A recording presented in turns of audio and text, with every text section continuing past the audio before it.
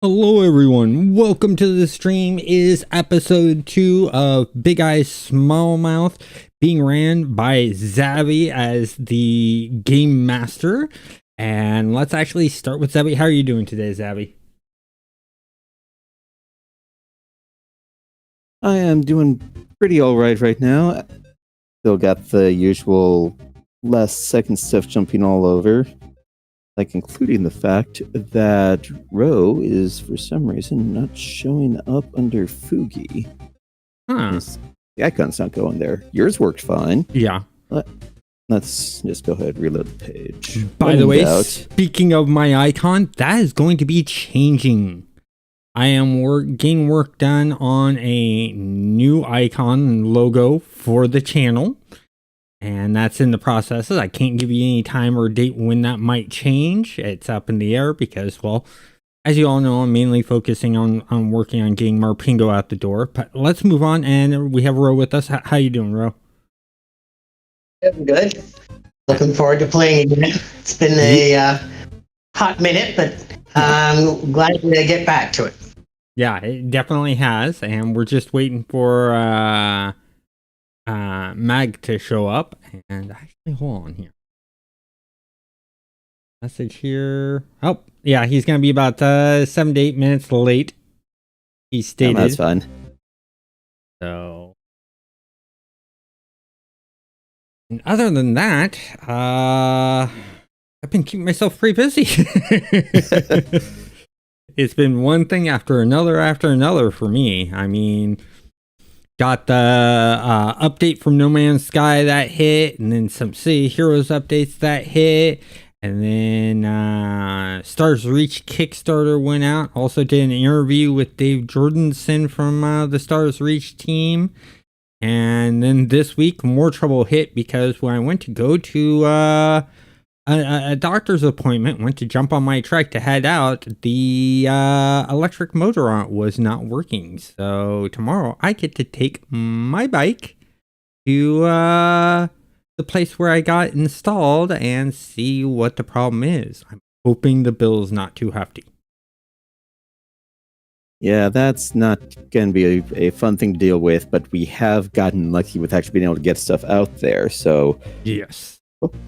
Hopefully we're not going to be out too long, but a lot of it's going to depend on what all the actual mechanics going to take for handling things. Yeah, and my thought is we might have to leave it there for them to work on and just come back later. And the great thing is once the motor's working, I'll be able to just write it back. I'm lucky enough that I reached out to a group that I'm a member of for recumbent cyclists and said, hey, I could help.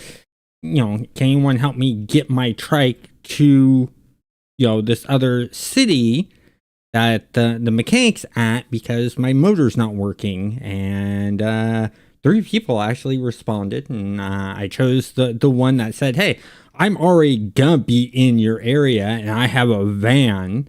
I can give you a ride over there. And, that's gonna make things really easy. To do things, and that's how I made my choice is, convenience for everyone. Mm-hmm. And then I just let the others know that, hey, I'm going with this person. This is the reason why. Mm-hmm. That's awesome. Yeah, I'd rather choose the person that's already going to be near me than have someone go a city or two away to come pick it up and then go to another city. It just saves everyone time. Mm-hmm. So, but other than that, more changes will be coming to the channel. I'm planning on updating the banner. There's going to be a couple of stream update stuff that's going to be happening. A lot more with Stars Reach because I'm in communications with them to interview more developers, but they're sort of really busy right now with the Kickstarter and how fast it's moving for them. It's blown them away. Mm-hmm. I mean, they literally they were hoping to hit their goal within like 3 days is what their estimate was. Hit 200,000. They hit it in 57 minutes and just, there's like, you know, and then later that day they hit their first stretch goal and they weren't ready to show their stretch goals, so they had to scramble to put everything together to show stretch goals. And then the day that they put up the stretch goals, like, what was it, 3 or 4 hours later, the second stretch goal was hit, so they had to update it again. And the funny thing is I looked at the Kickstarter this morning, and they're gonna have to get ready to update the stretch goals yet again with either today or tomorrow. And I just find that, I mean, it's great for them. And yes, good problem to have. It is, and my hope is because of the whole entire companies being people being afraid to invest in video games, company wise. I'm hoping that the Kickstarter will pull them in enough money that they're not having to worry as much about investors. But I think that they're playing it smart in the fact that they've stated that in order to get the game out the door and live, they may push back some features to after release so that they can release earlier. And that shows a lot that they're just, they want to get this game out to us and that they're being willing to be flexible. So if the game releases, it doesn't have all the features that, they'd been talking about, I'm just going to push them back to a video where they state that whole entire thing. There's Meg. How's it going, Meg? It's going fine. Sorry I'm late. That's okay. No problem. We're just shooting the breeze till everyone's here and ready. Yep. Since we're all here and ready, I will let Xavi take control since you're the GM. Oh, thank you very much for that. I will remember, it is my channel, so my character's immortal, right? Well, Character's immortal until he dies. Yeah, there you go. Everyone's immortal until someone kills you.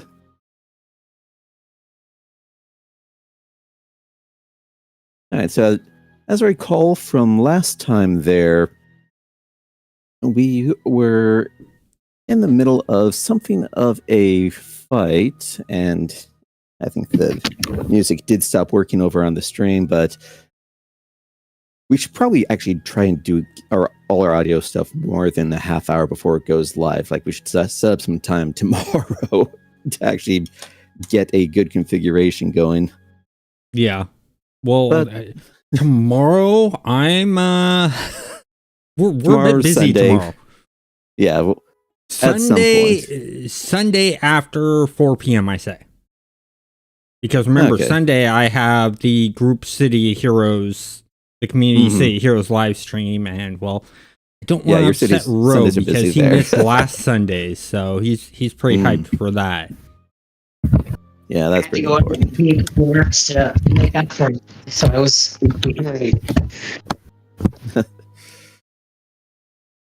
Well, definitely try to avoid cutting into your time for that then. Yeah. Well, I'm not going to let anything cut into the time for that. Yeah, so as I was saying on there, so everyone was kind of in the middle of just trouncing a group of skeletal warriors in a banquet room, as I recall. So we had 3 out of the 4 archers are just shattered and dusted and pretty utterly humiliated. And of the melee team on there, you have some they're all kind of held back from the ice patch that Oriel there has put down, which has done an excellent job of controlling the entire flow of battle. And I do recall we started up so we finished off 1 round there. We've got, so there's still 1 archer left over on the right-hand side of the giant table going down the middle of the room. Then on the left, you have a double sword wielding skeleton. On the right, you've got a double sword skeleton and one with a shield and spear. And none of them are really looking great at the moment now. And at the top of the round, we had the creepy psychic guy, Leonov, who has done, honestly, kind of the lion's share of damage on this one. What are you looking to break this time? Is there a chair within reach? Let's see. So you threw a chunk of the table before. Through the table, and I think I may have thrown a chair or two. Yeah, there's still bits of chair at least on. You've got stuff that you can pick up and wing at them. The really good ones you're gonna have to advance. Those ones are kind of out of range at the moment, but you still got something with a little bit of heft on it, which still it's enough to get you that muscle power bonus from your super strength. Well, from your other half super strength, we should say. Okay. Let's see. So I'll pick that up then and wing it at the archer. Okay, so last archer over on the right. Mm-hmm. And that's just a normal roll, right? Been a little bit off on here. And yes, and this one here, I don't a little while, so I can't remember if this is considered. Yeah, the kind of attack this is considered. Yeah, so this will just do a regular attack roll on no edge on it. So just hit normal, and then you will be adding your attack combat value on here, which is going to be 5 because you're not doing an unarmed style because it's effectively ranged. Okay, so that's 13. Right, 13. Now they've got to try to dodge out of the way here. All right, got beat a 13, and no one's surprised. He definitely catches the chunks of chair over in the face. And let's see what damage is going to be off on that here. So say that is, we had level 1 there. Base multiplier was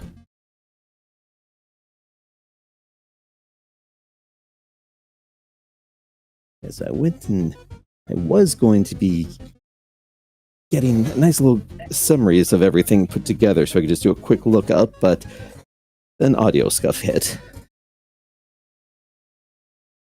Apologies for the slight delay off on that. Alright, default multiplier is 5. Here are a couple levels of super strength, though. Boost that right up. Alright, plus 2 to the damage multiplier, so we've got 7. Okay, so... Alright, so it was basically just small chunks on it here rather than something properly hefty, so we only had 7 damage base plus your combat value 5, so that's still 12 points of damage onto it, which is probably the least damage that you've done so far on here, but it's still appreciable. Still knock it staggering back, and it's got work to get its bow back into line there. Big annoyed clatter of bones from the other side, and there's actually a big splinter of wood stuck angled down between a couple ribs. It doesn't seem to actually hinder it any, but it just looks kind of weird. Okay.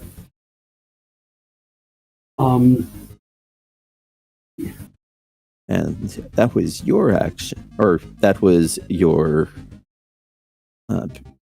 your second half's action on there. Now you actually have you yourself have an option to do something.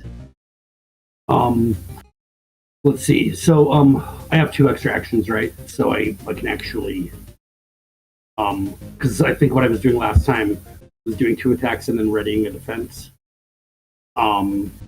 Well, so it's you have.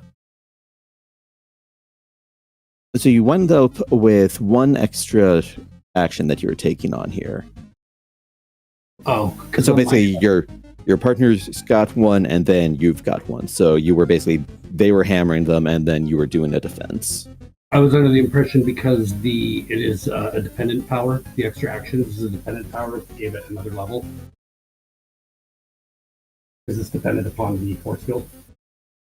That is true. So, yes. Because I just in my notes on my spreadsheet, it does say 2 extra actions, and I don't have the full rules in front of me, but Yeah, you're right on that one there. okay. So I'm going to attack one of the people closer, with my tendril, preferably one that's already been damaged. Is there anyone that has taken damage? Oh, they've all taken damage. They've all got like visibly cracked bones, like some secondary bits missing on it there. If you want the one that looks worst off, it's gonna be the double sword skeleton over on the right hand side. Let's do that. I'm gonna roll. Yep. And then this time, because it's actually a proper unarmed attack, you add 7 to your roll. Okay, so that's a 15. All right. And then, yeah, that doesn't even require extra math there. So,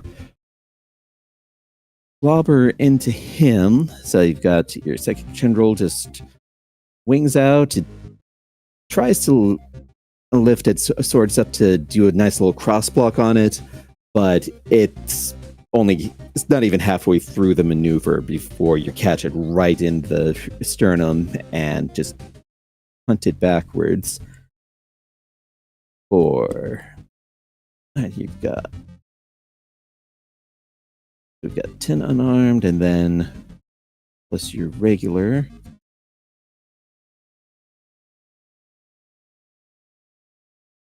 Okay, yeah, so we had another 15 off on that bony buddy. And yeah, you not just actually punt him back on there. It's as he gets flung backwards from your strike, he cracks against an upright portion of the table and he just shatters. You've got, kind of like with the others, you've got various bones and swords just go flying off into the backdrop of your fight here. One of them just whips past the archer that he's barely able to kind of skitter out of the way from. And then after a moment, everything that had gone flying around the room shimmers and dissolves into that golden dust again. He is out of the fight. All right, and then I will ready a defense with my final action with my gauntlets. Yep, so if anyone tries to actually hit you, then you get the edge on being able to defend yourself. Mm-hmm. Which is good, because if the spear skeleton... well, basically, the right's really the only side that's still trying to go after you here. There is the one swordsman on the left, but on the right, you've got the spear skeleton. Well, first, we have to see if it can actually get to you. Get that little field obstacle that we've got in the way here. See how he does. And he's still is just not. Apparently, bare bones and ice are just a bad combination. He's able to his feet kind of go flailing around on there, but he's not able to make any progress to actually get at you. So he's gone and wasted his chance. And let's see what, if anything, the archer does in retaliation. So he draws back on where the string should be on his bow, causing an arrow to shimmer into existence. He looses it. And he actually has a fairly decent shot coming in. How's your defense looking here? Is it me? Sorry. Yeah, it's going right back at you again. Yeah, okay, my defense is, my unarmed defense is 7. So roll with minor edge. Yeah, apply melee defense to ranged attacks on there. So yeah, minor edge. Don't even. 19. Yeah, we know your numbers are good enough on it there that once again, it basically gets deflected off by your partner mimicking your actions. So the arrow is like a good foot away from you, and you just brush block it aside, and it skitters off, hits the wall, and just poofs into non-existence. Then over on the left, let us see if the sword skeleton from over there has any better luck in at least trying to get up to your lines. And honestly, he's going to have to go after you anyway, because you're still the one in front for everyone. And no, that one is just... It can't even maintain its feet. It takes a step forward and then, bam, just straight down. It's... Anyone trying to hit that guy is going to have a much easier time of it until it can try to get back up again. These guys are completely outclassed. And speaking of on here, Miss True Shot, you're up. Okay, so the archer. What is the bow made of? It's looks like it's basically a composite bow, wood and animal horn. Okay, excellent.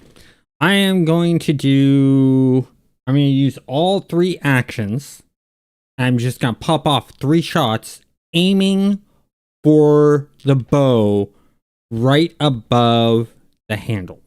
I want to try to break that bow. Or at least make it so weak that when it goes to do a draw pull, it will snap. Okay. So that's going to be a fairly straightforward attack on there, but it is going to be somewhat more precise. So let's go ahead and say...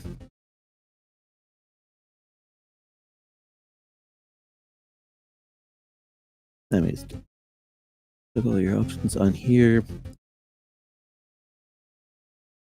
I'm going to say it'll get a minor edge to its defense because you're doing a cold shot on some of its equipment here. Okay, and what do I need to roll? Do I roll major obstacle, minor obstacle, normal, edge? You will be doing 3 rolls on here and add in your attack combat value for your pistol, which in this case, so you've got base 6 actually, just as a general combatant, and then with pistols you get a +2, so you have a +8 on each of these. Yeah. Okay, and so what am I rolling for? Is it a normal? Normal. Roll or, okay. Yeah, normal. 3 times. There's 1. Mm-hmm. There's 2. Mm-hmm. And there's 3. So we have 10 plus 8, that's 18. 8 plus 8, that's 16. And 8 plus 8 is 16. Yeah, this is... I'm not sure if it even has a capability. Yeah. Even with its best possible roll on here. Let's see just how badly you stomp it, because its best possible roll can't actually beat your worst one.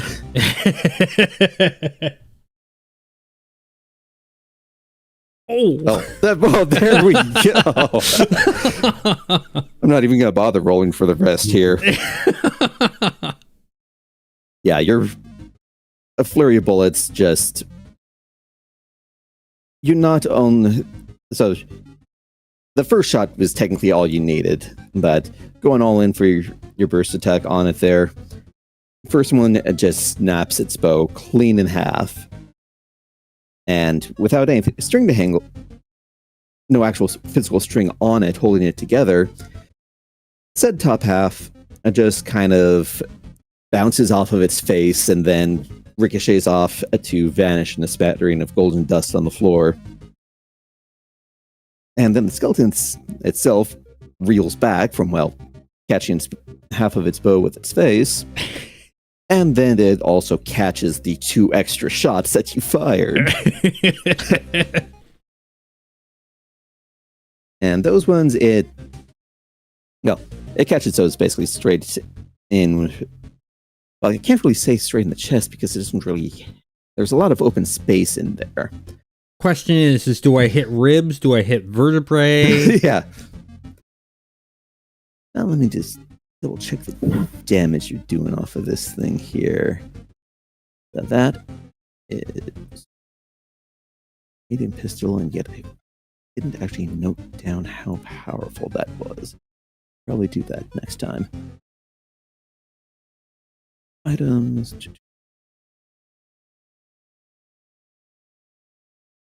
Pistol, medium, effective power 3. So that is 15 plus 6, so that's 21. Yeah. With the damage that it had already taken on there, first you cut it in half, and then you decapitate it. The first shot basically just snaps its spine in half through in the back of the rib cage there, and then as its legs are going one way and the top's still hanging there for a moment, the last shot just pops it right under the jaw, and it's kind of falling in 3 directions at once. And then crash, clatter, dust. It's gone. Okay, my character does just a quick for fun action of hitting a button on the phone, and the speaker announces, "I am a gun god. All bow before me." And I can see that being that's not a text entry. That's just a hotkey you've got on your home screen, isn't it? Yes. Like I said, just hit a button. She hits it every time she does something amazing that even shocks her. She just hits that button. Excellent work over on that. And now we've got our angel with a shotgun here. Oriel, you're up. Well, since I shot my shotgun last round, what I'm going to do this round is take to the air and fly over to the big chair with the axe in it. Mm-hmm. And my other action I'll be doing while I'm doing that is I'm reloading my shotgun while I move. All right. Let's.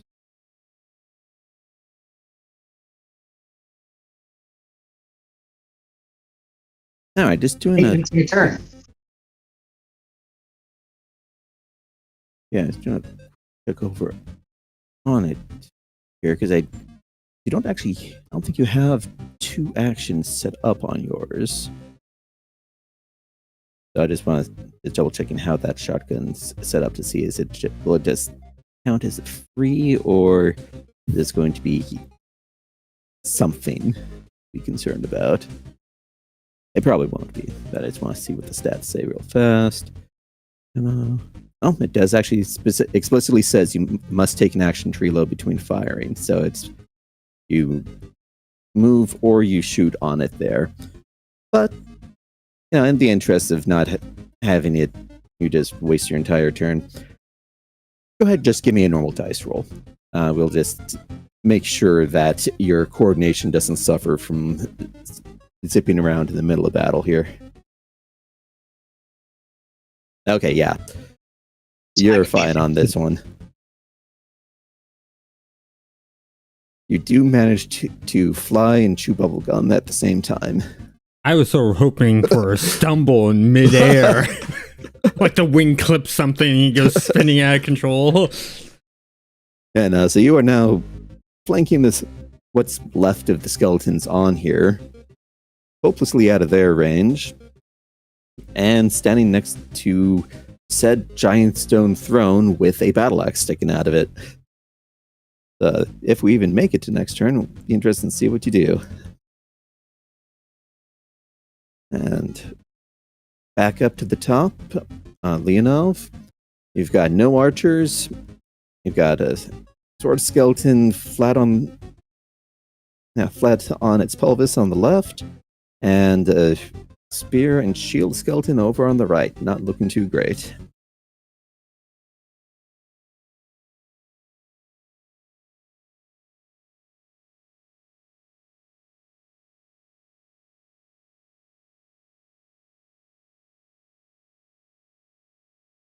So, Omega, what do you want to do?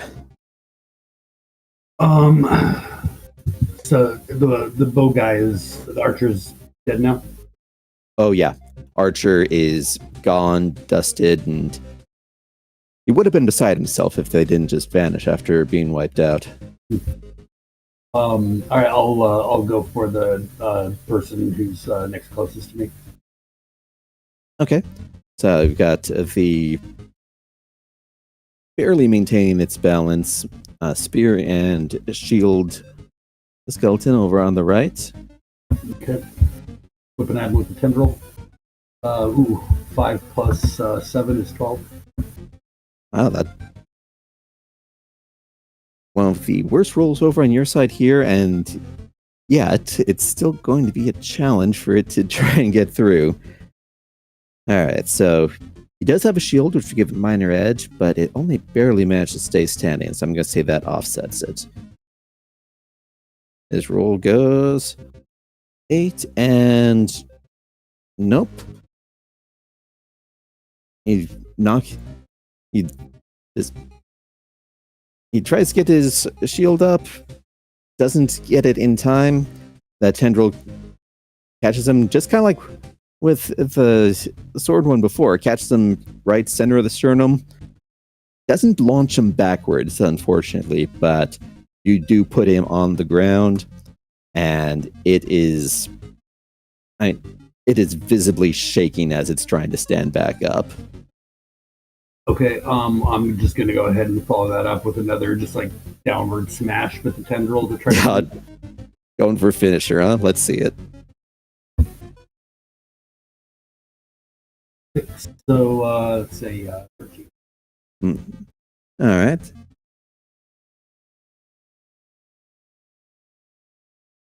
Okay. Yeah, if this is somehow the luckiest skeleton in the world, it might survive this. But seeing as it's on the ground, feels useless. He's gonna have to roll 3 dice on this one, taking the worst. It never stood a chance. The tendril doesn't even slow down as it basically just passes through this thing's bones. Its spear and shield stay upright for a moment, just bounce off of their own weight, before they just slowly topple over and dust. And are there 1 or 2 more enemies left? There is a single sword-wielding skeleton over on the left that is currently set down rather hard on the floor. Okay, I will go ahead and use my. Actually, no, because he's far enough away from me that I can't hit him with my actual fist, right? Yeah, you'd have to move onto the ice if you wanted to be able to get in range with him with your actual fists. In that case, I will. All right, so in the odd chance if it is able to get up, which, well, that's actually the only thing it can try to do at the moment here.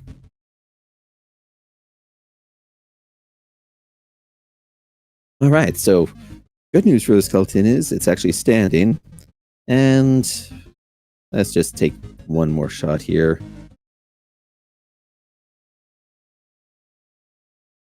All right, so it manages to kind of roll forward and stumble, waving its sword over at you, and has finally, after all of its allies have been defeated, made it into actual proper melee range with you.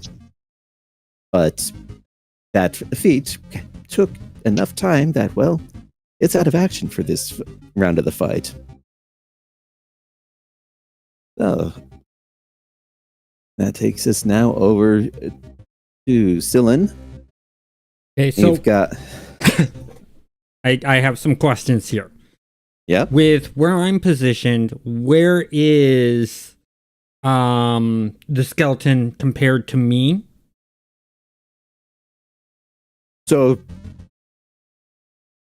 effectively, Leonov will count as cover for the skeleton if you're trying to shoot it from where you're at. I'm not planning on shooting.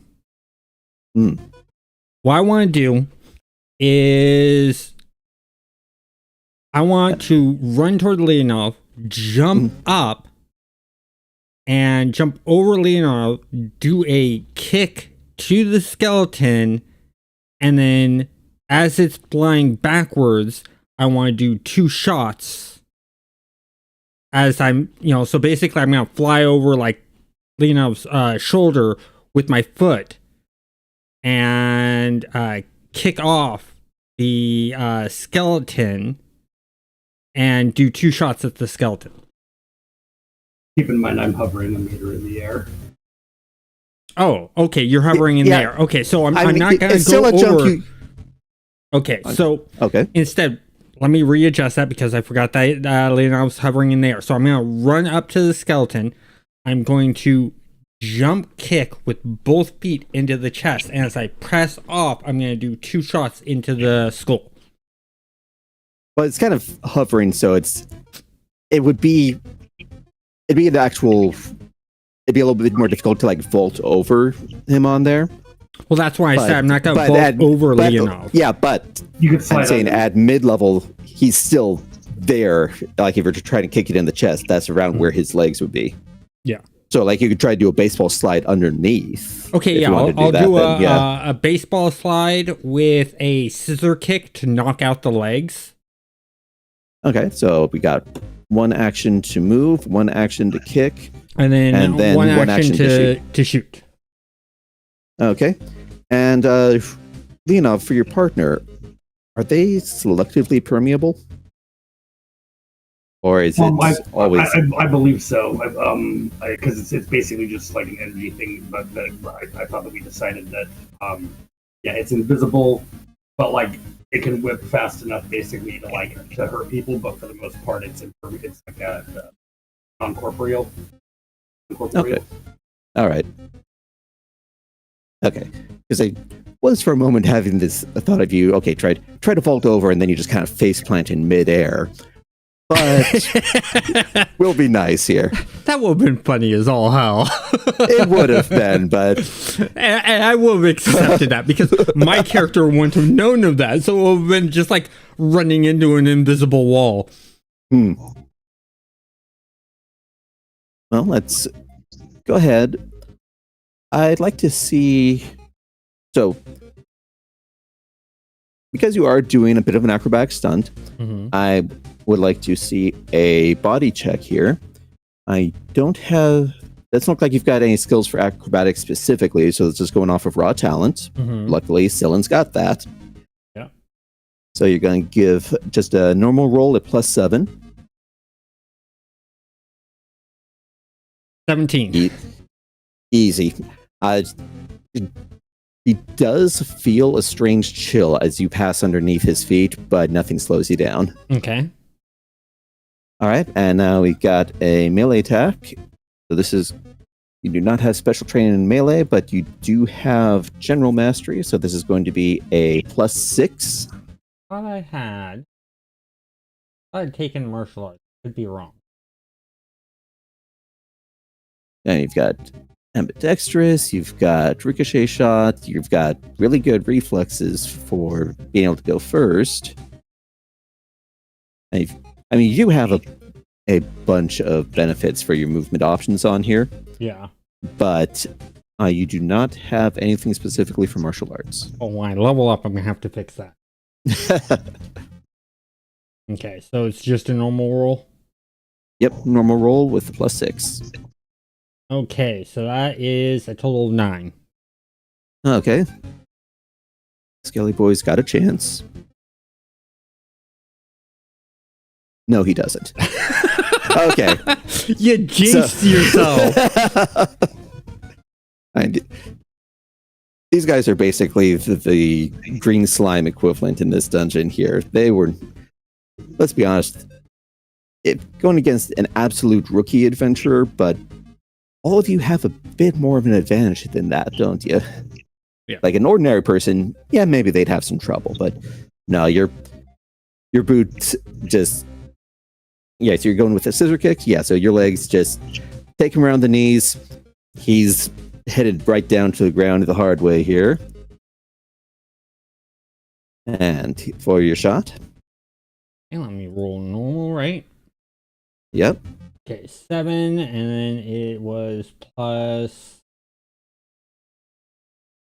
Yeah, 7 plus 8. 8, okay, so I'll put it at 15. Yeah. This thing hasn't actually got a chance on it, especially because, well, again, you already knocked it off balance. Yeah. Nope. So, we've got the slide, the knockdowns with the scissor kick, and then your final shot just shatters the top half of its skull. And you are now covered in golden dust moments after the shards just kind of bounce off of you. The room is quiet.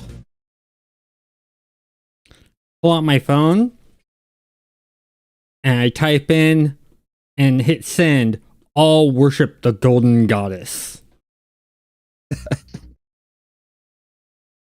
And just sort of smile.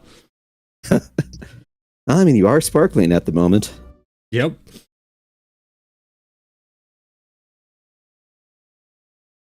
All right, so you've cleared out the... Well, you can't actually call it an ambush, because actually more of you guys kind of jumped them while they're minding their own business.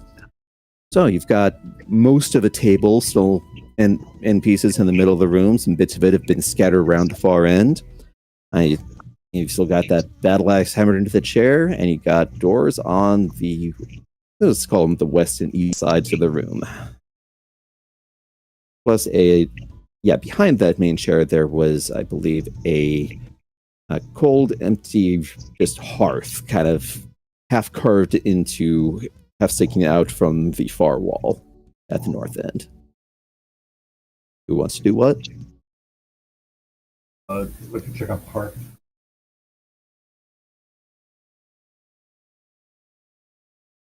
All right. Just ignoring the daredevil that skimmed underneath you there and head over to the back of the room. All right. So we got Leonov headed over towards the back. What are you two doing at the moment here? Well, go ahead, bro.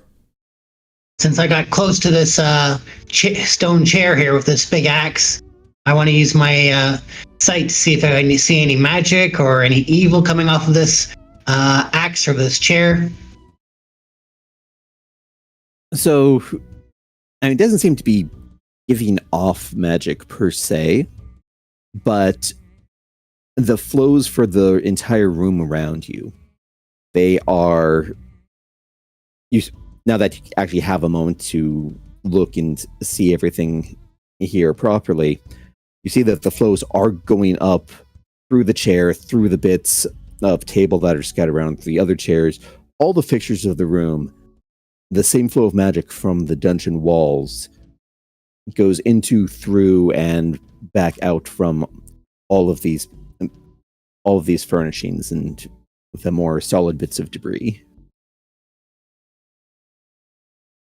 So, but the axe itself, do I sense any problems or dangers if I were to grasp it? Give me just give me a normal check to see if anything stands out about it. Yep, according to your etheric sight, the axe looks like everything else. Actually, magically speaking, it's hard to tell the difference between it and the chair.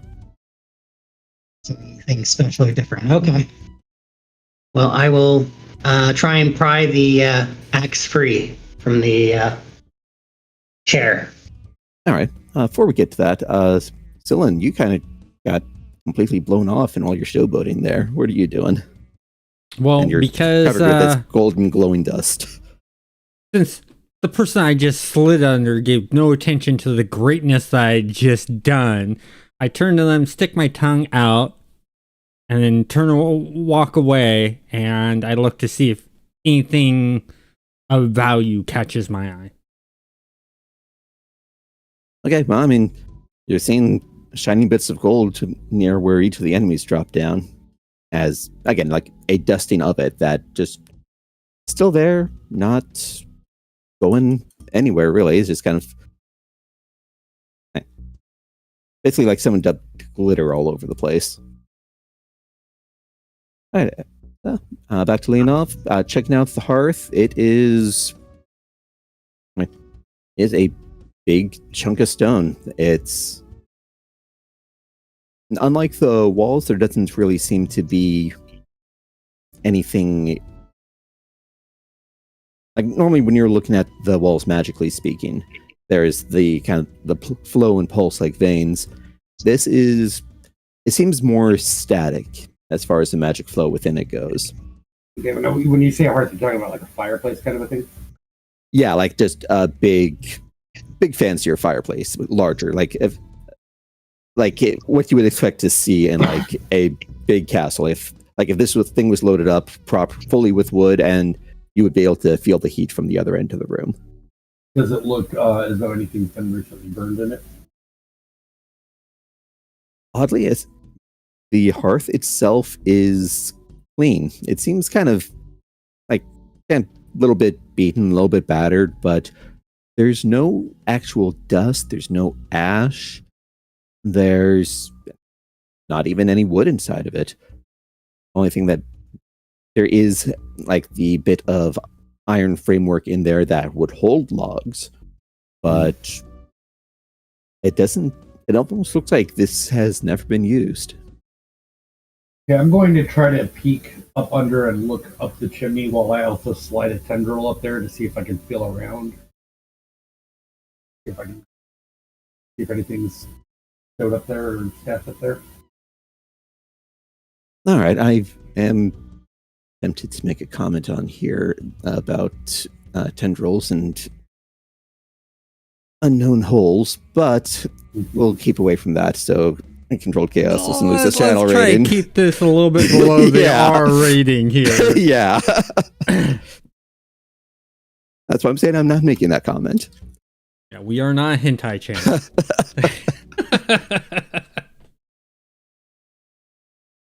All right, so and when you look up, you see the stonework of the hearth continues up for kind of where the light around you reaches, which isn't very far, maybe only a couple feet or so. And when you actually reach to feel up inside, it feels like the chimney only goes up about maybe 2-3 meters at the very most, and then you just feel raw stone. Okay, and if I feel around, it's not like at an angle or anything. It's like it's a rectangle of stone that just ends at a dead end. Yeah, it's basically like it dead ends over into kind of what you would expect the regular walls of the room to feel like. Okay. All right, and over, trying to pull that giant axe out of the chair. Well, it is pretty firmly wedged in there, so we're going to go ahead and look for just a normal body check. That's dice plus 4 here. Let's see how much oomph you can put into it.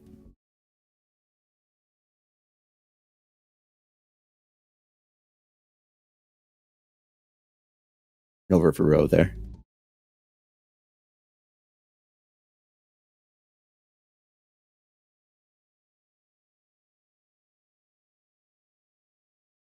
Who's muted at the moment.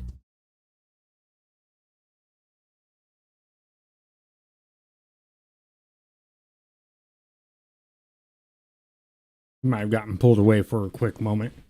Mm. So we'll see Alright, what happens. So at the moment, he's just kind of bracing and tugging over at the axe. Nothing's happened just yet. And all right, that's Selen. You're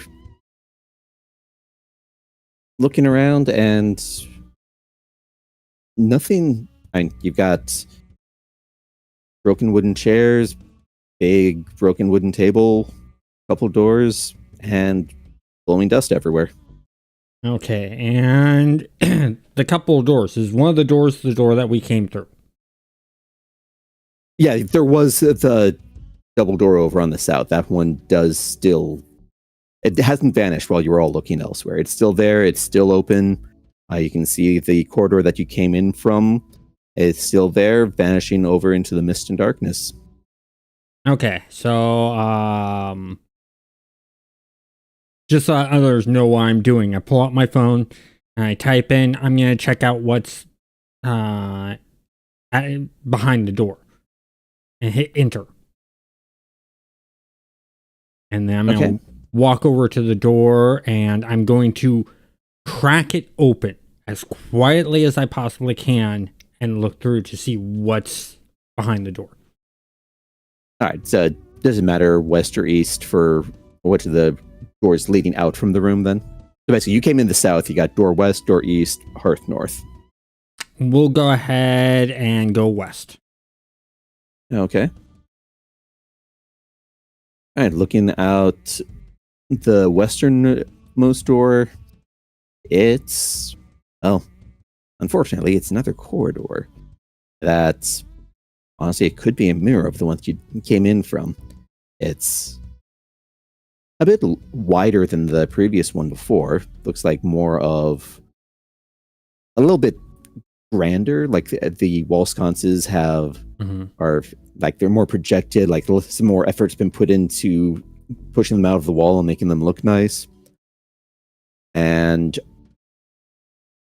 there's an actual kind of pattern on the floor. We've got a nice little flagstone carved effect down the center with a nice darker stone lining along the edge of the walls there. So it's not exactly the same, but that effect in the distance that kind of makes you feel a little odd. Your little instinct for how far away something is versus what your eyes are telling you. Mm-hmm. It's not matching up the same way as before, and you cannot see at the far end. Okay, so I just pull out my phone. I gently close the door and pull out my phone and type in the door to the west just has another corridor behind it, and then hit send so everyone can hear it. Okay. So since Ro is sort of AFK, how about we go ahead and take a 5-minute break? Yeah, we're about due for a little break here, so let's go ahead and let's note over in the chat so if he does come back, he's not wondering. Hoping he'd come back and wonder. That was half the reason I wanted to do the whole entire damn thing. We want to say 7:05 our time, 10 minutes. Yeah, let's give it 10 minutes. Sound good for you, Mag? Yeah, it's good for me too. So. Oh, there you are. He shows up just in time. Just in time for the break. I wanted him to come back and be surprised. Hey guys, I'm back. No response. All right. Rest and refresh, everyone. Be back in 10.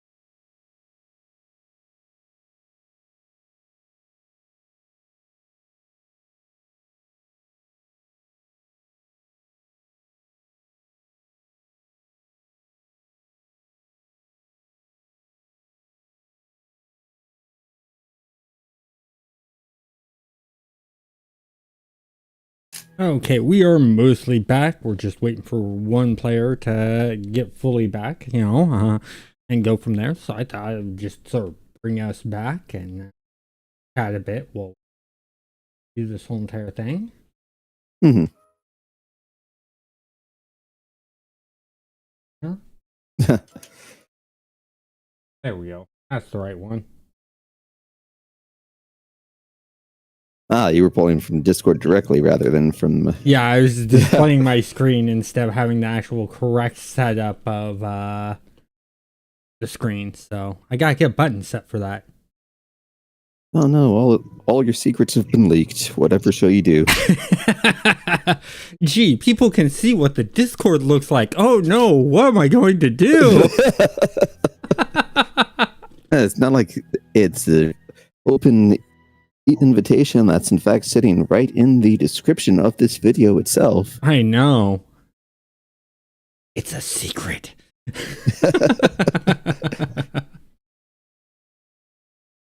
It's not like I was in the Pantheon Rise of the Fallen private test server Discord.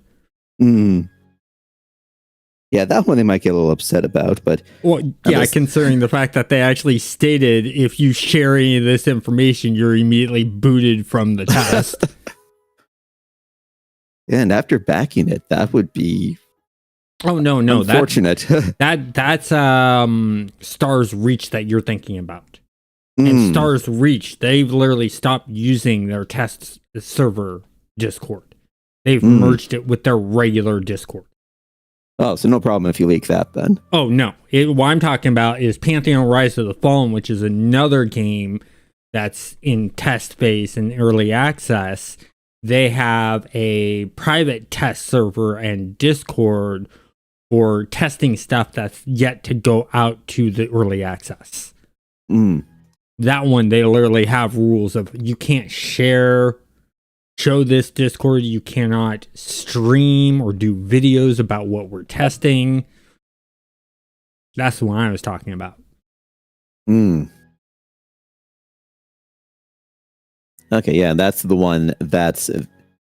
Because we've got two MMOs being made by groups of industry veterans on there, just kind of with different inspirations. So that's the one that's kind of more going for original EverQuest feel, right? Yes, and then there's a third one called Monsters of Memory that's being developed by EverQuest developers. And so you got sort of three. But, Monsters of Memory, their Discord is all public and, stuff like that. So. Okay.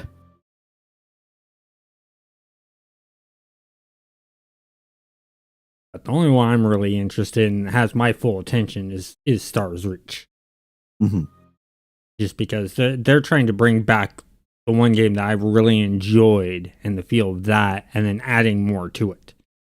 I mean, heck, with their last Q&A, they talked about some of the PvP stuff, and they're like, oh yeah, we're gonna have different versions of PvP. It can be consensual PvP where you both agree to do a duel. We're gonna have PvP settings based on the planet. Who's ever governing it, that planet can determine the PvP level and how it all works. Then they have a 3-sided faction PvP that they're gonna do, sort of like planet side. And then they want to do, guild wars where you can have guilds fight each other and do battle there. And all that just interests me. And considering the fact that, one of the developers on Stars Reach was the guy who was the lead developer for Planet Side, the PvP is going to be decent. This is the one that was kind of like the No Man's Sky. Yeah, it's sort of like a cross between like No Man's Sky and Star Wars Galaxies. And it's being developed by Ralph Koshner, who created Star Wars Galaxies. Well, now we're all back. Let's go ahead and get back into the game. The reason we're all here. All right, so we had Lenov was exploring the hearth and found out that dead ended. We had Scyllin, who was checking out behind the door, and it was another corridor, but fancier. So hey, that's progress.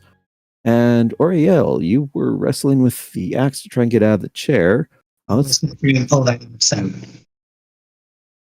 Yeah, so I was looking for a body check on this one. So it would be a normal roll with a +4. 12. 12, all right. Let's see what notes have on this here. All right, so you feel the metal kind of, I mean, you feel and you hear just this screech of stone on metal as it takes a bit of work, a bit of back and forth. It does not want to come out easily, but it is moving, and with just a bit more effort, you get this nice little shing sound as it comes loose, and a sudden final jerk kind of throws you off balance a bit when it finally lets go. You weren't quite expecting it at that time, but you've got a decent size, heavy, rather a bit heavier than what maybe you were expecting it on here. I mean, has Oriel actually had a lot of experience with old school melee weapons like that? Not so much with things like this, but he does have military training. Mm-hmm. So, I mean, more he does carry outside like a small like short sword saber. So, okay, yeah, he does. Yeah, I mean, it's heavier than a shovel, heavier than any of the tools that he's used to. Definitely much heavier than any saber that he's trained with.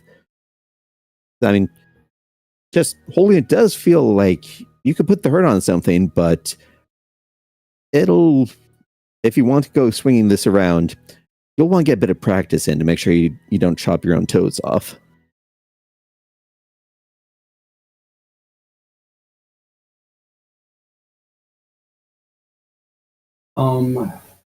I would like to start picking up the busted up shards of chair and table and throwing them into the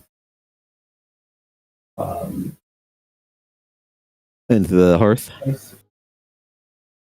And then looking around to see if there's anything that I can use to actually try to start a fire. Okay, so I'll ask anybody if they have any, like a flint and steel or whatever. Okay. Yeah, so you start loading up the various woody bits of debris over into the hearth there, and for anyone else, it might take a bit of work, especially for the bigger ones. But with your partner helping you out, you can do this all day.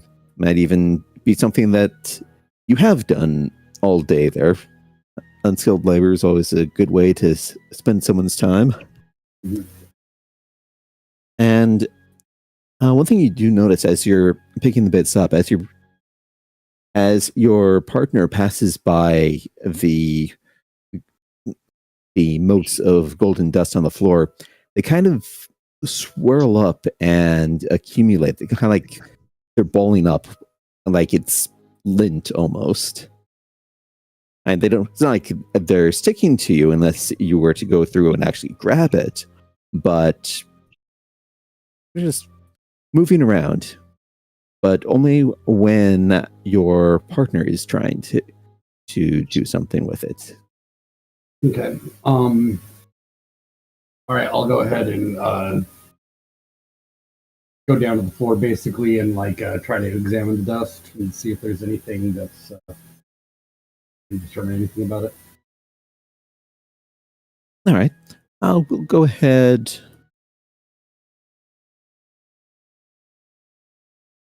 Let's see. So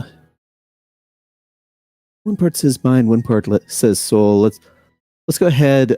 We'll split the difference. Give me a normal roll with +6 here. One part to see if you see anything different, and one part to see if it actually makes any sense to you. Got 14 then. 14. All right. Well, so it's hard to take magical vision and transfer it over into what we're normally used to, because it is almost quite literally a sixth sense over for you. But if you were to think of it as a visual overlay on the physical world, the walls, the floor, the hearth, the debris that you're carrying around, all of that is one color, basically, with kind of the dark, just the regular world background behind it that you can barely make out from the thickness of it all. But the golden motes, well, there is definitely something different about them. They're separate. They're not hooked into the pulsing of the world around you. They're just sitting there quietly glowing. Larger piles are glowing more than the kind of the smaller ones, or the very loose, like individual flakes almost. Okay, can I start just trying to essentially use my tendrils to try to just kind of sweep as much of it I can together into a single pile? Yep, it's actually very responsive to the tendrils, to your partner's efforts, and especially with that extra reach you have, it's just a matter of minutes before the floor is cleared. So there is still that collection that's kind of covering all over Cylin's front, or her face, her clothes, arms. Do you want to sweep that up too? Oh wait, are you talking about Scylla? Yes. Okay. Sure. I motion to Scylla and point to his face, point to the floor, and say, "Hey, let's collect all of this." Do we see any kind of reaction, like as we're gathering it together? Is it glowing like brighter? Yeah, it's like as the clumps get larger, they feel more solid, and rather than kind of looking like fluff, it almost seems like it's turning into a marble the larger it gets. Like as it gets to, like, it needs to get to about the size of your fist. And interestingly, on there, it takes about one shatter for looking at like where the dust is scattered from the remains of the skeletons. It's about one skeleton's worth of dust before it gets to said fist size, which is remarkably convenient, isn't it? A fist size? Yeah. Okay, so what I'm going to do is I'm going to walk over to where I'm seeing this dust ball just sort of accumulating. And, I pull out my phone and I type in, how are you collecting that dust? Hit enter and then put the phone away and then start sort of dusting myself off and over the ball so it falls onto that ball. The same way I'm throwing tables.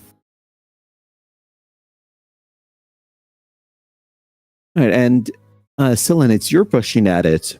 It does move a little bit on there, but it's kind of like almost like swaying cobwebs in the breeze compared to whatever Leonov's doing over there, where it's just like he's just taking a broom and just pushing it together. I ask Cylinder, do you want me to help you with that?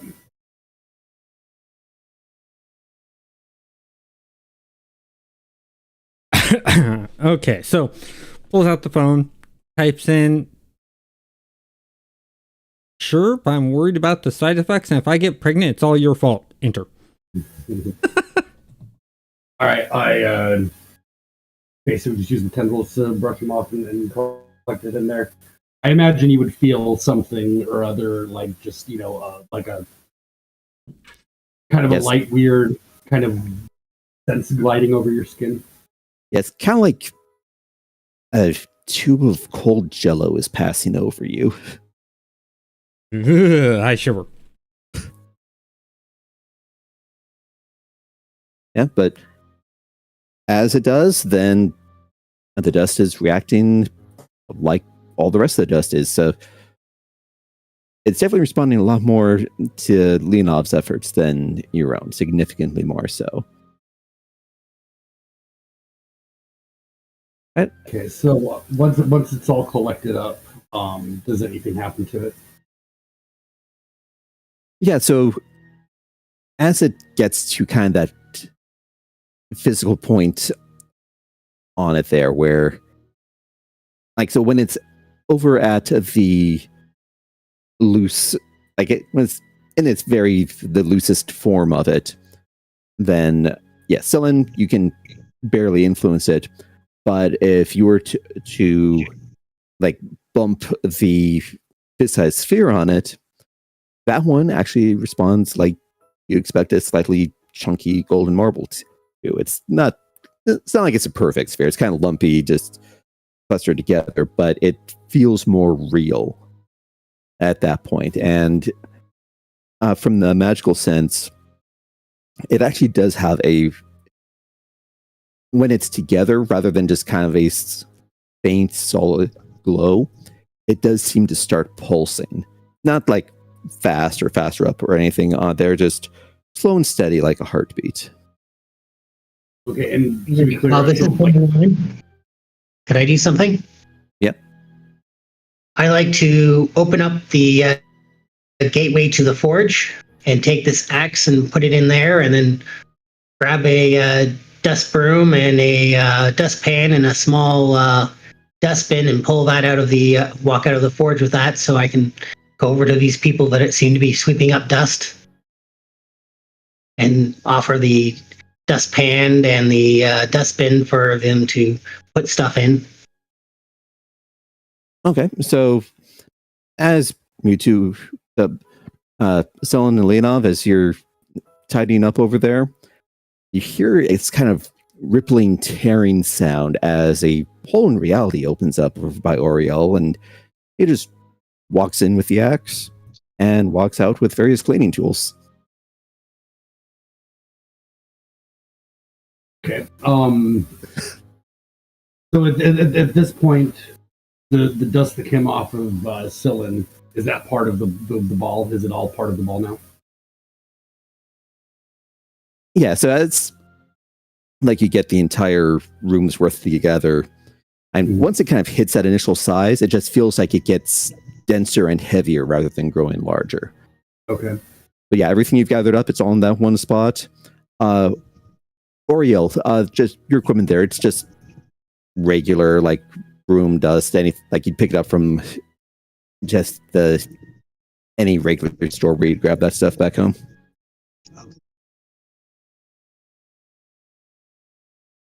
Most of the stuff seems to be that's what they're trying to do. Sorry, you were coming through badly on that. Say it again. Just going to try and sweep up, since that seems to be what the other people here are trying to do. Yeah, but I'm saying, like, for the equipment, it's just like ordinary materials like wood and straw. Yeah, they're ordinary. It's an ordinary, for the period of time, which is kind of Victorian, so it's probably like a made out of some sort of tin for the dustpan. It's ordinary horsehair broom or a straw broom, something like that. And again, like just an ordinary, tin,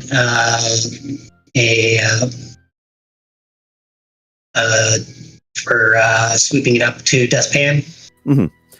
Okay, I appreciate the thought, but I hold up the ball to him and say it seems to be collecting itself essentially to some degree. Looks like all the dust is formed into this ball, but there are some piles over near Oriel there, and Oriel's tools affected basically about as little as Scylin's hands were on it there. Like it's kind of like a faint breeze going by as you try and sweep it up on it, and then around where you'd normally expect like just the air currents, the dust is completely still. The only thing it responds well to in the loose form are the tendrils for some reason. Okay, I misunderstood. Sorry, I thought I already got the stuff from elsewhere in the room. So you said there's more. Yeah, I mean, it's a group effort. It takes a bit of time to cover all the space. Okay. Cool. I asked Oriel, wherever the hell you just went, do you have anything that can start a fire in there? Okay. Well, I have a forge which is burning there all the time to keep warm. And just give me a moment and I'll get you a firebrand if you like. Or would you like a candle? Or a lamp? Really anything that can if you have some kind of better kindling, because I don't know how well this table and chairs are going to start off on their own without some kind of Burning coals, would that do? sorry, what? Burning coals? Yeah, that'd probably work. All right, I'll pull them from my forge. All right, So, and I bring them out, and Yep. the wood in the fireplace. It's I assume probably done enough apprentice grade work that you know how to actually put stuff in there so it actually has decent airflow. You know how to effectively stack logs properly for a fire, I'm assuming. And since I do have, Aether Tech knowledge, I know how to actually build things out of and forge them. So, yeah. Well, I mean, for when Leanoff was stacking all of the debris in there in the first place, it's not just one giant pile. It's yes, I'm making a little teepee kind of initial thing to it. Yeah, the right way to do it. And yeah, I mean, it lights up, it catches fire, it slowly spreads like you would expect. That at least is behaving normally. Okay. I'm going to throw a tendril back up the chimney and see if anything has changed to like the feeling is receded at all. Okay. I mean, the fire is hot. It is. So that part feels right. And when you're reaching up, you feel the hot air rising past, and it's still dead ending in stone. But it doesn't really feel like the heat's accumulating over in that dead end.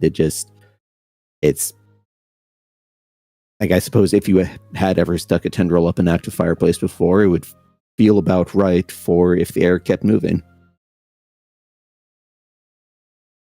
Okay, I explained to the others that I just wanted to see what would happen if, because of the way when we left the initial room we woke up in and the way like kind of the wall followed us.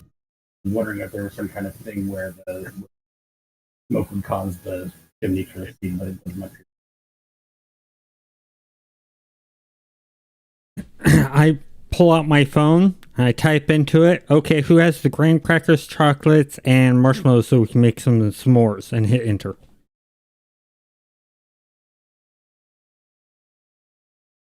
I ask, what's a s'more? What's a graham cracker? Who's this graham guy? I just type it, you've never had a s'more? Oh my god, how could you live? Enter. I just like the idea that I recognize Graham as a name, but not like what a graham cracker is. Yeah.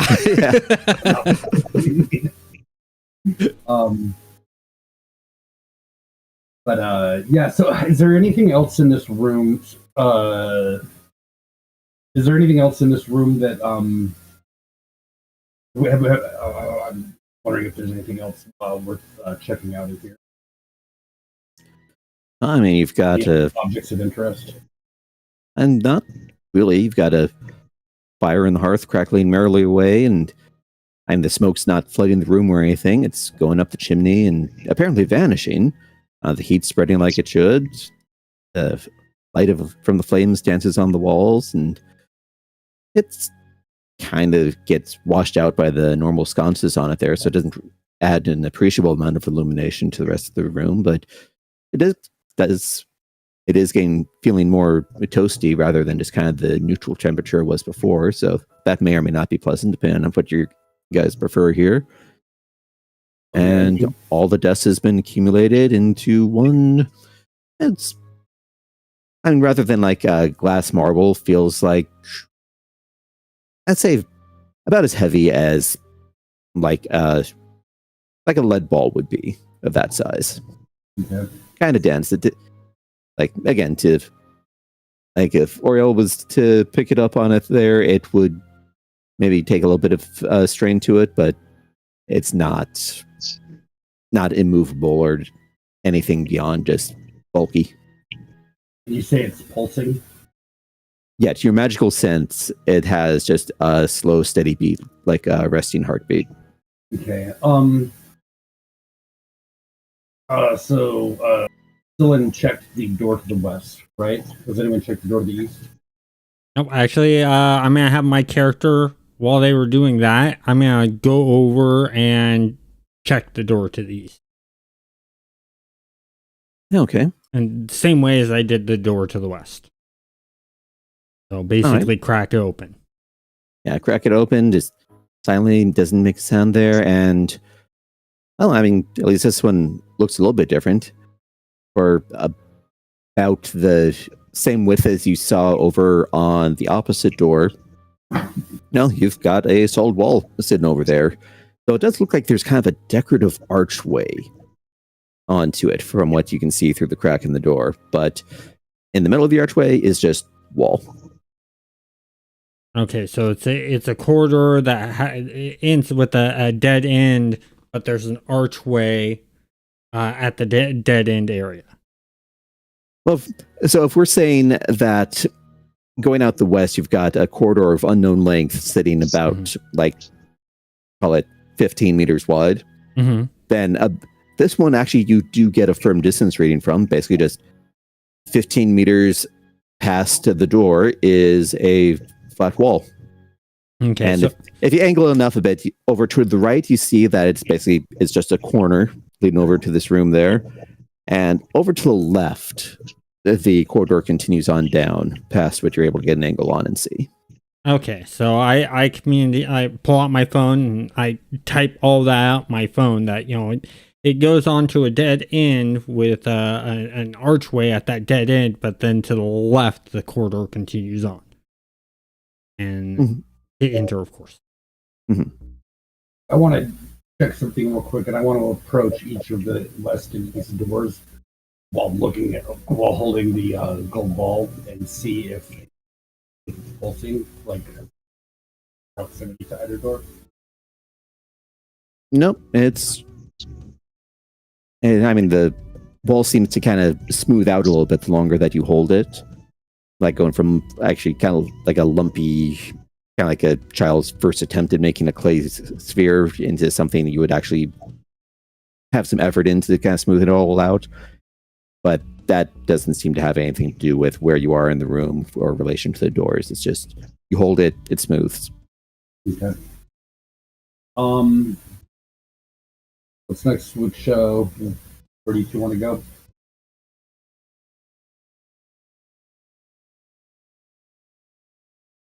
I sort of shrug my shoulders as like I hold my hands like I don't know.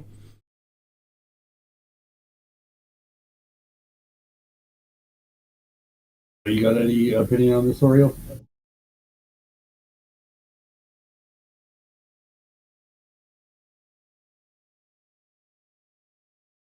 See the name lighting up, but I'm not hearing anything. Yeah, it sounds it's background-ish over there. I don't know. I suppose we could flip a coin to see which one we want to take.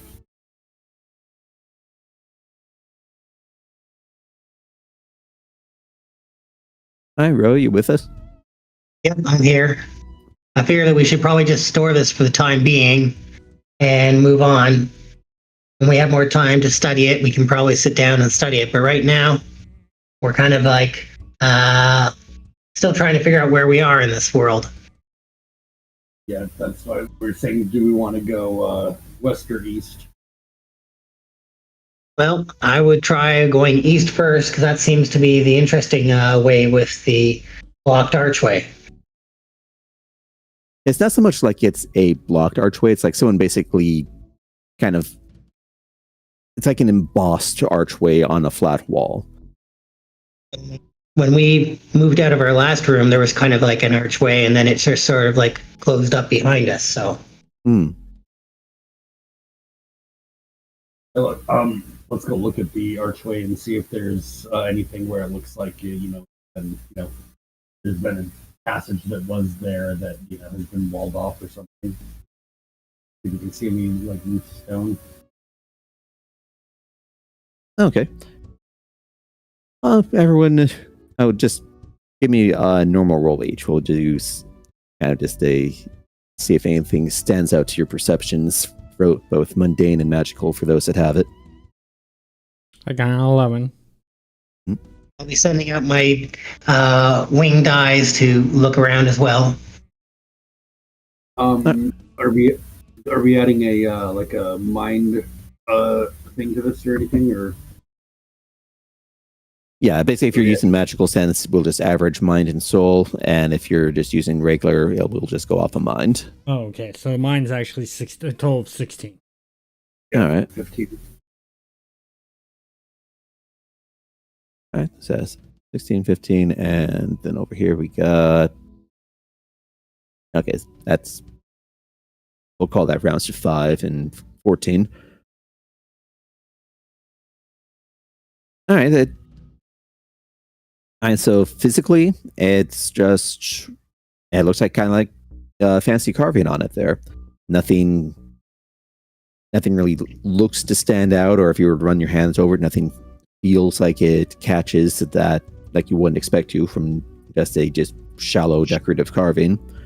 Magically speaking, the flows of energy, they dip very slightly at the edge of the archway.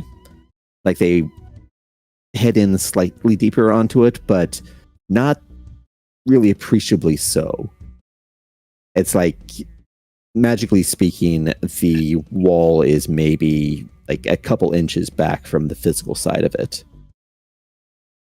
But you can't sense anything deeper past that, and then the flow of the energy just keeps going through normally like it would on the regular walls.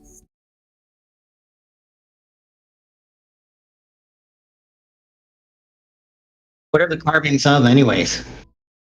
It's basically just fancy brickwork that creates an archway. Oh. Yeah, it's Not like pretty or anything like that there. Okay. Yeah, no, it's not art. It's more just kind of a structural placeholder, as it were. Can I go up and touch the surface and see if I can sense any magical triggers or lines or things to pour energy into? Yeah, I figured as effectively that's kind of what these little rolls you were checking for all your various senses, and yet nothing really stands out about it. Magically speaking, it's flowing but smooth.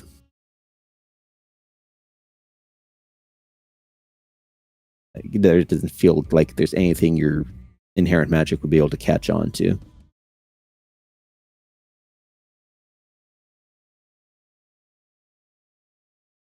I guess we go the other way. I mean, there is... So you've got the kind of decorative archway straight ahead, so effectively east there. You've just got a flat regular wall basically at the right edge of the archway to go back to the room you came from. But there is just that same endless appearing corridor if you go down the left. It's like basically this was a corridor that just dead ends here at the door that you came through. So you've got effectively a corridor of unknown length going north and another one going west out of the hearth room. Let's bring that west one, because I believe our gun person said that there was different tiling there. Yeah, I mean, so the different tiling from that one is also effectively, it's just the floor pattern is different from when you were approaching from the initial room that you started over in. Can we see how far north that corridor goes? it vanishes off into the mist, such as when you were approaching this one here. So if you want to start hiking down it, you can. Well, if Oriel prefers going west, then I don't have a problem with that. I just sort of message that, I'll follow.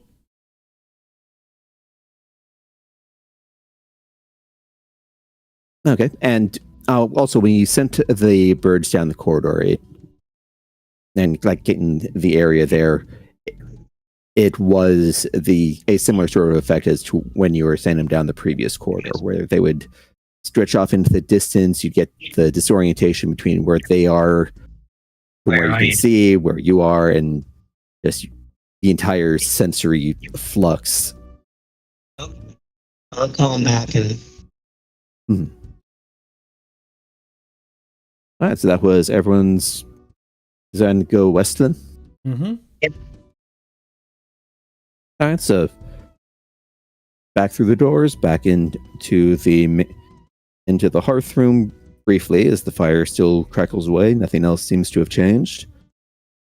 And then back out through to the west. And then it's hiking time. As we've... Just let them fly ahead.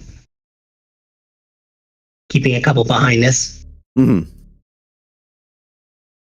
All right, and in this case here, the ones behind you, your sense for how far away they are, that gets weird. But the door that you left from, it stays. I mean, the walls, it doesn't seem like what you had before, where the corridor was closing up behind you as if it was encouraging you to move on. It's not doing that this time. It's actually staying, aside from the oddness and distance and time as you walk down it, it's behaving almost like you would expect a hallway to behave. There's the wall sconces, there's unfortunately no art or tapestries. It's still kind of boring at it, but at least the floor is a little bit of a different color here.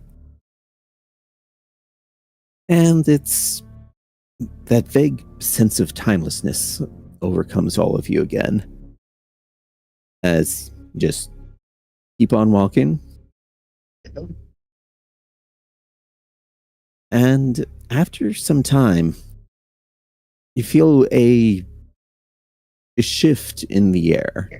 It's like as if the walls all inhaled for just a moment, and magically speaking, all of the energy around you, it dims for 1, 2, 3 slow heartbeats. And then there is like a massive sigh as all the energy rushes back in, coming from behind where you had been, flowing down the corridor in the direction that you're going. And the air itself moves like something just took a deep breath and let it out. And does the gold ball respond to this at all?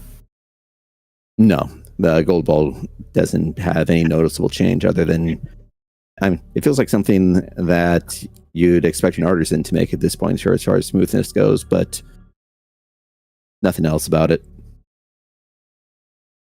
Still heavy, still round, still oddly pulsing.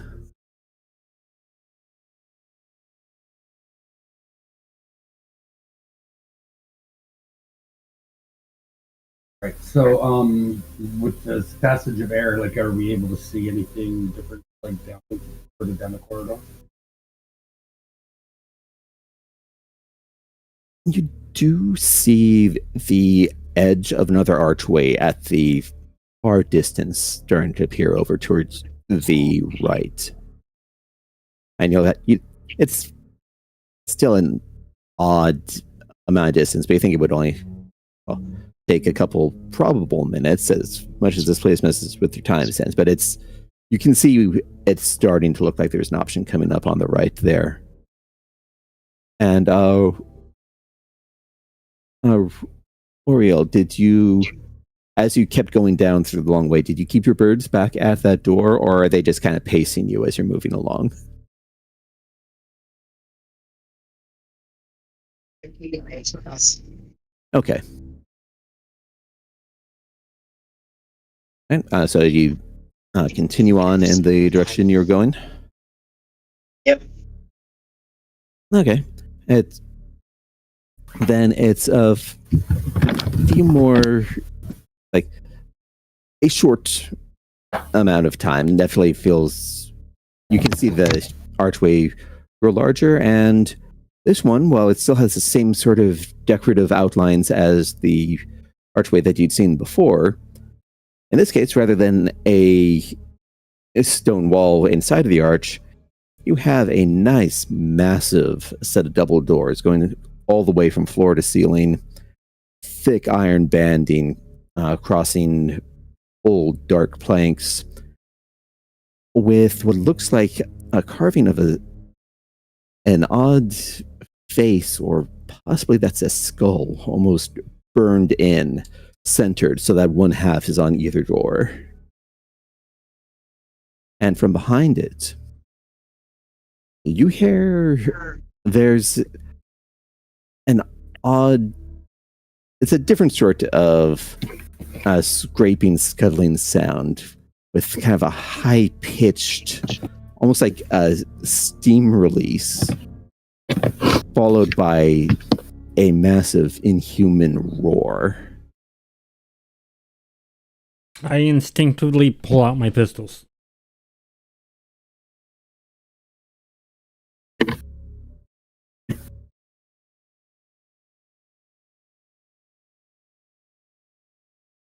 All right, so this is happening behind the door? Yeah, behind the door. It's muffled as from the thick wood itself, but those are the sounds that you can actually hear coming from behind it.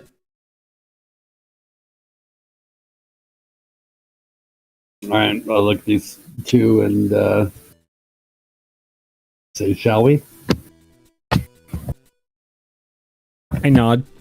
I will raise a barrier to cover the doorway in case any magical or energies come shooting out at us.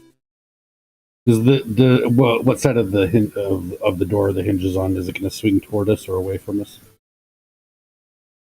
The door is going to swing inwards as you have to lean into it. Even it doesn't. It's kind of odd. It's heavy. It's slow. It doesn't want to move easily. But it's also not really feeling like it's taking a massive effort to push it either. It's like the door itself is just reluctant to open, but it's going to go at the same speed no matter what, how strong you decide to push in against it. And as you're opening the door, there is a flash that comes from inside, kind of a steel on something, maybe bone sound, accompanied by another one of those, by the kind of the screech followed by the roar, and then a flash of light and a kind of shimmering, like something had been there but then is falling away.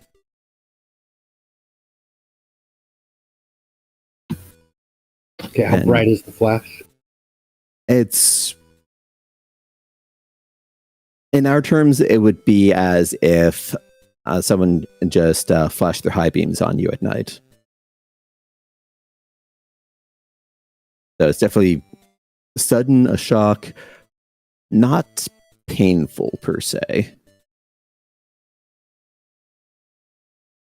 And it's just for a brief moment there.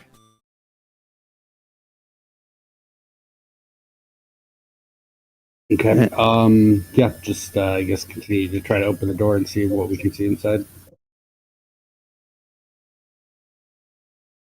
All right.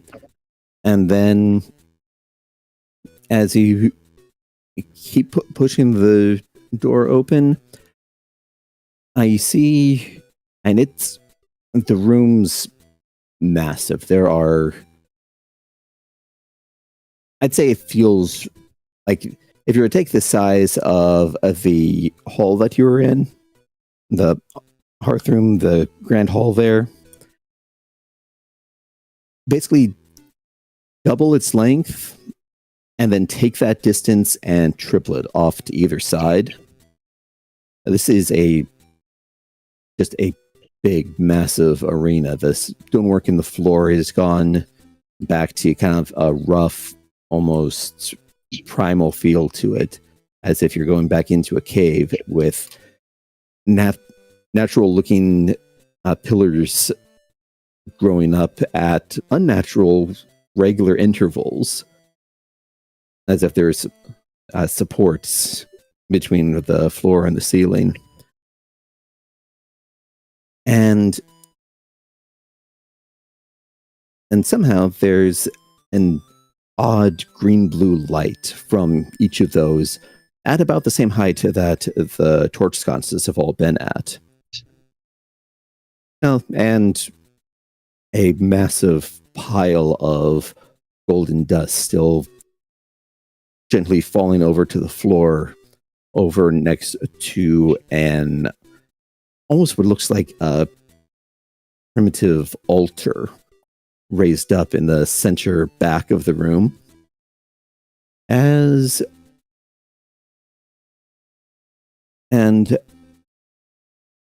there's also a figure in that room. You have this humanoid, mostly, just a little on the short side, honestly. They're back towards you as they just wave a long white sleeve colored arm that sweeps all the dust over towards them, and it gathers up all on its own.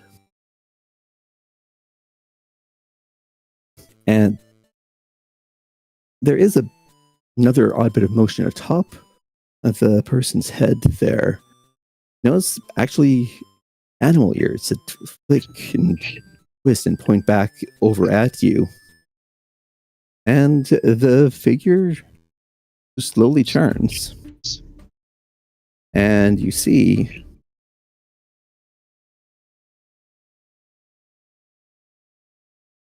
a rather rough-looking woman, somehow one part delicate, one part kind of honestly looks like she mugged a shrine maiden for her clothing.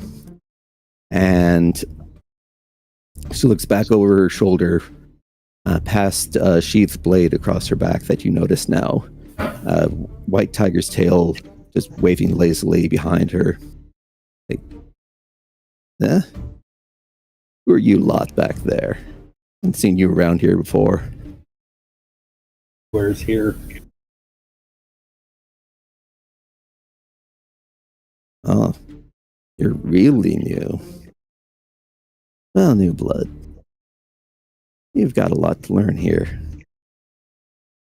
And with that, I'd say that's a good stopping point. Yeah, I agree with that. Right. So, with that being said, we're gonna wrap this up. I think it's a good time to thank everyone for watching. It was good to be back into the game and get things flowing. Yeah, it's a little stuff to deal with, but hopefully we can find some time this weekend to actually get something hammered out that'll be reliable. Or this week.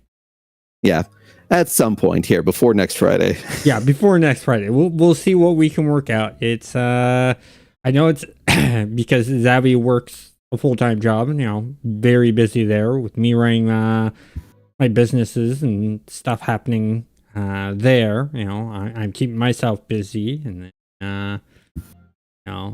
great thing is Ro and Meg get to sort of sit back and relax and not have to worry about that stuff. Well, for now, Ro's up next in GMing once your campaign's done, Xavi. So I Or know. at least this arc of the campaign. The entire thing is probably going to take a while. Okay, so you're doing it in multiple stages like I'm doing mine? Mm-hmm. Okay, so once this arc is done, that's when we jump over to Rose game, which is going to be a superhero RPG.